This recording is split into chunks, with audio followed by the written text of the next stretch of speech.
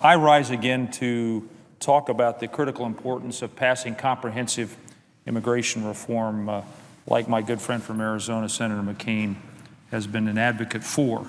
When I look at my state, Coloradans from all walks of life, business leaders, religious leaders, our agricultural community, and our civic leaders, regardless of political party, agree that our immigration system is broken. And now we've run out of excuses to sit on our hands. And this problem, and by the way, I see this problem as an opportunity, and I want to discuss why I see it as an opportunity. It has touched every corner of our society, and this call for action's become too loud to ignore. But despite such widespread agreement on the need to move forward, there remains a vocal minority in our chamber and across the country concerned about the consequences of reform. There's a worry, and that worry that persists is that immigrants will somehow steal the American opportunity, that immigrants will take our tax dollars and take our jobs. But let me say this, all of us here in the Senate agree strongly that we should not be writing policy in Washington that would endanger American jobs. And I want to speak to that. Ever since the economic downturn, Coloradans who've been fortunate enough to keep their jobs or recently find unemployment as we dig out of recession are holding on tightly to those opportunities. Coloradans who've been laid off or who've lived through the bitter desperation of extended unemployment look with increasing concern at anything that might stand between them and opportunity. In the context of these worries, some people look at employed immigrants and see only unemployed Americans. To see things, though, in that light, I believe misunderstands this legislation, as well as our roots as a country and our long tradition of opportunity. This bill, the idea of fixing our broken immigration system and providing millions of Americans a pathway to citizenship, which is earned, is not a zero-sum game. In fact, it's built off one of the reasons that our nation is so exceptional, the broad spirit that any man or woman can pull themselves up from the most challenging circumstances and succeed. This bill is carefully crafted and balanced. It will extend the American dream to millions now living in the shadows. And important for Coloradans, this legislation creates certainty for businesses and residents already legally here today. This is exactly the sort of certainty that our labor markets need. Now, Madam President, it's true, maybe except for the great state of North Dakota, that we've made steady progress, but overall unemployment remains too high. We all want to be like North Dakota with your very low unemployment rate.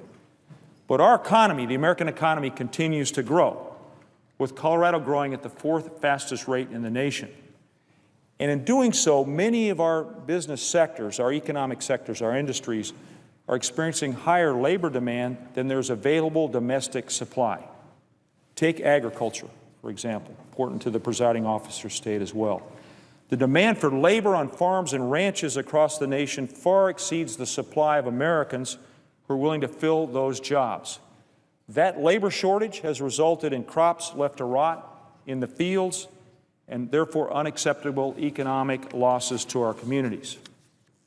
Farmers and ranchers tell me that today they're often left to hire undocumented workers to fill this labor gap.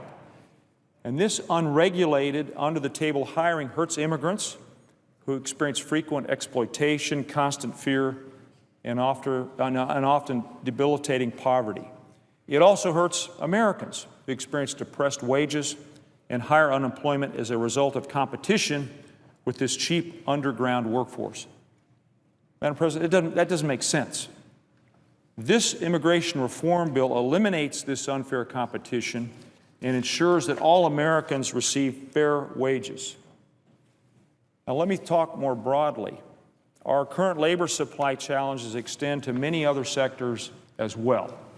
Jobs in science, technology, engineering, and math are growing at 3 times the rate of other jobs in the United States. With that in mind, and in spite of high levels of unemployment, nearly 100,000 valuable American-based positions in critical high-tech firms like IBM, Microsoft, and Intel have been left unfilled. And by 2018, estimates are that this number will increase to 230,000. Now, this bill, which we're so close to getting across the finish line, focuses heavily on breaking down barriers in our current immigration and visa system to help fill this staggering labor gap and spur our economy in the process. The more flexible market-based system for visas included in this bill will ensure our immigration system only brings workers here that businesses need. Moreover, this bill will ensure that Americans get a first pass at jobs before foreign workers are eligible to fill them. That's an important element, one that Coloradans have told me that they demand. But it's not only about ensuring that the bill before us today doesn't displace current U.S. citizens. I would point out to my friends who are skeptical of this effort that immigrants in this country also have an incredible, a phenomenal history of creating jobs.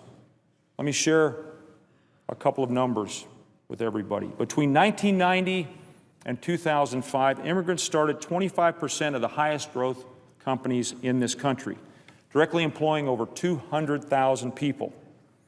And since 2007, immigrant-founded small businesses have provided employment for 4.7 million people and generated almost $800 billion in revenue. Big-time American companies like Intel, Google, eBay, and Sun Microsystems were all created by immigrants, companies that helped form the very roots of our thriving tech industry. Madam President, let me take a minute and thank the Gang of Eight specifically for their efforts to include a section in the bill that creates the INVEST program, which focuses on incentivizing entrepreneurs like the founders of these iconic companies to come to the United States.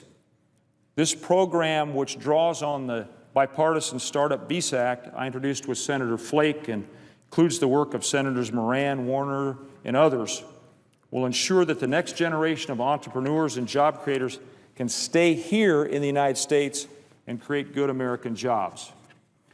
Last week, after listening to advocates, Senator Warner and I filed an amendment that we think would bolster these provisions even further, and we certainly hope our colleagues will think that this is a good enough idea to include it in the final legislation.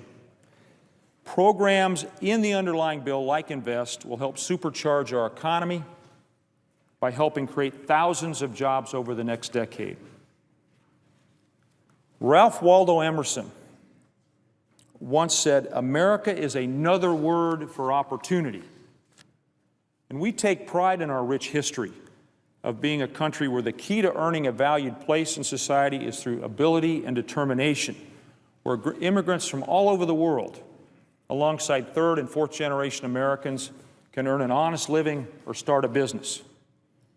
It's incumbent on us as members of Congress to actively ensure that America remains the land of opportunity. And Madam President, that starts with our children, including undocumented children, our dreamers, who know no other place but here as their home. And I want to close by talking about a dreamer, Oscar. I want to make the case for Oscar and his family. Oscar and his brothers, Juan and Hugo, are the children of parents who illegally immigrated into the United States, bringing their kids with them, and they now live in my state of Colorado. And throughout their entire lives, they've lived in fear of the black cloud of deportation that's hung over them. I had the pleasure of meeting Oscar here in Washington a couple of months ago. He had a very simple request for a kid who grew up here in the United States. He wanted the opportunity for himself and his brothers to come out of the shadows and become someone. Where are Oscar and his brothers right now? They are in college pursuing degrees in engineering and psychology. Let's design a common sense policy that would allow them to work after they graduate. Let's give Oscar and the millions like him the opportunity to come out of the shadows and become the next generation of American leaders, innovators, and job creators. So, Madam President, this week we're faced with a choice. We can put into place a bill that was negotiated by members of both sides of the aisle, one that takes historic steps far-reaching steps to secure our borders and provides a tough but fair pathway to legal status and an exit from the shadows for those who are here illegally. A bill that will help crack down on employer exploitation and help give American businesses the secure and stable workforce they deserve. Or we can try and delay this bill and continue on with a broken system that continually undermines our economy by keeping millions in the shadows. A system that denies the best and the brightest a viable path to citizenship and instead would encourage them to create jobs abroad for our global competitors like China and India. Let's not deny Oscar and his brothers the opportunity to come out of the shadows and be the next generation of American leaders.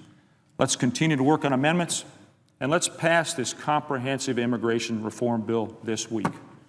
Madam President, I thank you for your patience, for your forbearance, and I yield the floor.